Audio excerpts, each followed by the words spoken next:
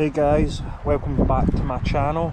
If you haven't been here before, my name is Mark from Mark My Words, and my channel is completely unsponsored, unbiased opinions on products that I've purchased myself, used myself, given honest opinions on pros and cons, whether I think they're worth the money, and some fun stuff that I'm interested in, which is tech, gadgets, and of course outdoorsy stuff as well.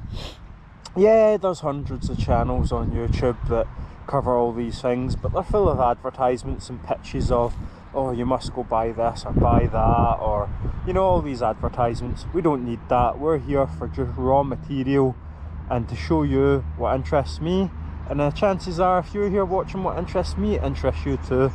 So thanks very much for tuning in. And the last video upload was out on my Bafang Ultra up the old Kilpatrick Hills here in Scotland when it was snowing. Today I'm out and about in one of our larger sort of residential parks, if you like.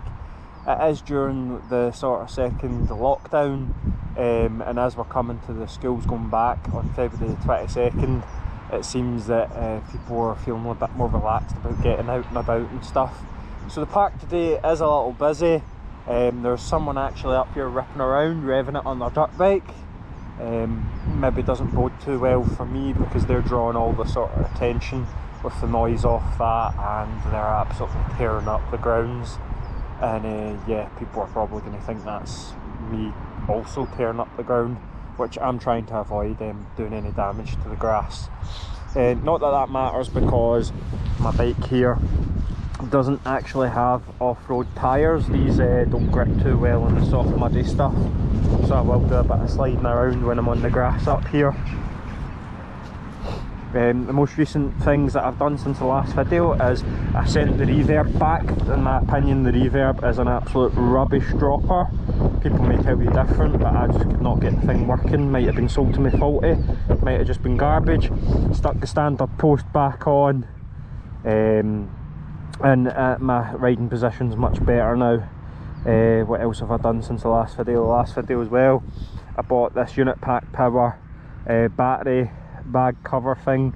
It doesn't quite fit all the way down the bottom here because my gap where I had the frame altered is quite tight, but it's good enough to keep most of the rain and most of the muck from going onto the battery there.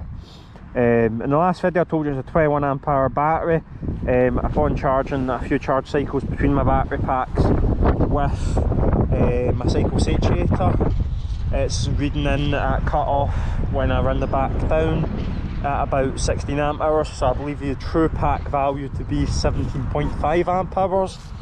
So sadly I think the battery builder there has actually duped me a bit. Not going to mention any names there, you know, but I'm rather disappointed that we weren't just upfront about what I actually was purchasing there. And with that in mind, I'm a little bit sceptical about what actual cells have been used in there. Performance wise, the battery performs fantastically up until it hits about 50 volts, and then the power just drops right down. The sag is just pretty unreal. Therefore I will charge about then. I use this little 500C display, and I'm just going off this battery gauge. When it gets to one red bar, it leaves me with about, I'd say, around 40% charge, and when that's completely empty I'll just go for a recharge. What else I've got to say about this? So overall, yeah, I paid around £450 per custom pack built, so it's 17.5 amp hours anyway. That is probably in line with the prices you're paying from China and stuff. I'm supposed to have a BMS in there capable of 60 amp hours, not amp hours, sorry, 50-60 amps continuous draw from the controller, but it's a stock controller at 30 amps, so I've got no way of testing to know if that's the BMS I paid for and if the battery cells are the cells that I asked for or we agreed on for that pulling the power. But overall I'm pleased with what I've got. And the most recent thing as well is I would say with this bike, the biggest trouble with it is the gear shifts, because you've got the gear cable going through the frame here. It's got quite a few bends in here to come down and exit, so there's a lot of friction in here, and then with the motor heating and cooling as well. And then obviously we've got the gear sensor here, which is the metal premium one supplied to me.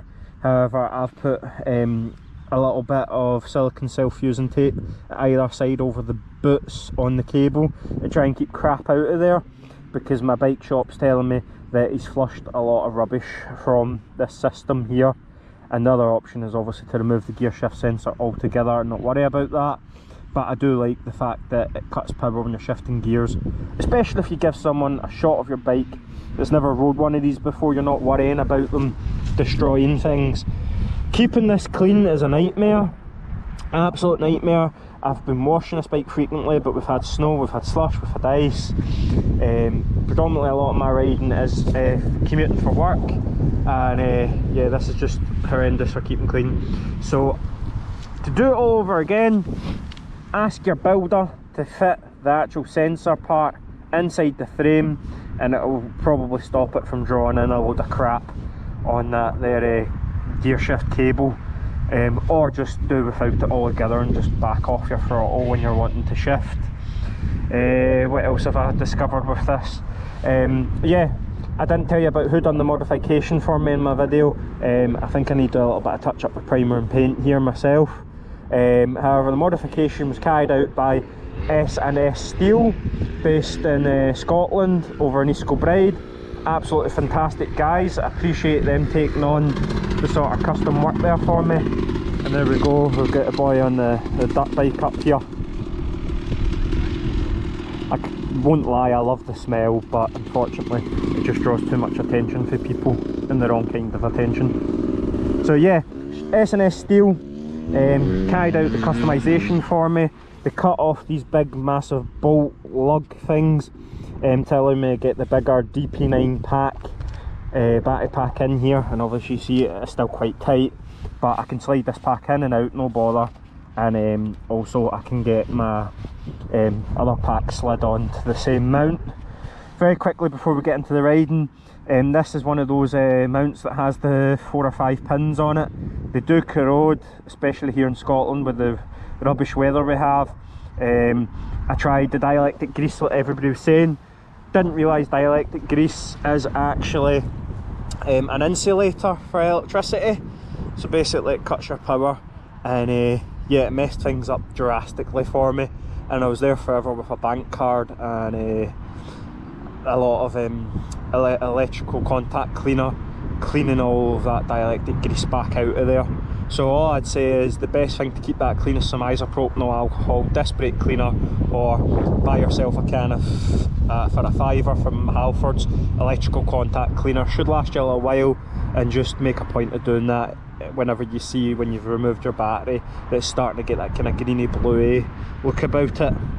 Down at the LBS, when I was getting the gear shift cable replaced, unfortunately the shop had to shut at short notice, but it's gone back in to get that readjusted and stuff. But the cable's been put in and it's been shifting a lot better, a lot smoother. Also sorting out that shifter sensor. They put some air in my front shock, which is 100 times better with everything sort of calibrated to my weight now. We'll give it a little test in the park up here, and we'll see what it actually is like on we've got kind of, it's not sand dunes as such, but it's kind of like grassy bumps. It kind of is almost similar to sand dunes, so you can get quite a lot of jumping and air. But we're not going to go at it more than, you know, just sort of coasting speed, because the ground is very boggy, very soft up here.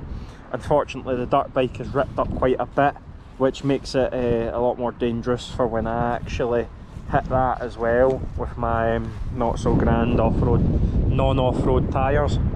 But yeah, enough rabbiting on, let's get on to the actual riding. Well guys, I tried to set the camera up here on the sort of duny part of the park. I don't know if you can see these bumps represented in the grass. This is where we're going to come down. But obviously GoPro stabilise all this on hyper smooth, so you'll probably not see the representation of the jumps and the bumps. But it's some good fun, and it is a pretty decently sized park up here. And obviously we've still got this guy ripping around on his trials bike, which I'm actually actually very surprised getting away with that.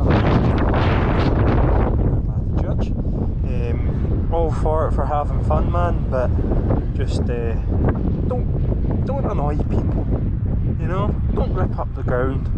Don't annoy people. That's what, you know. Just go out and have some fun. So here I go for a little rip.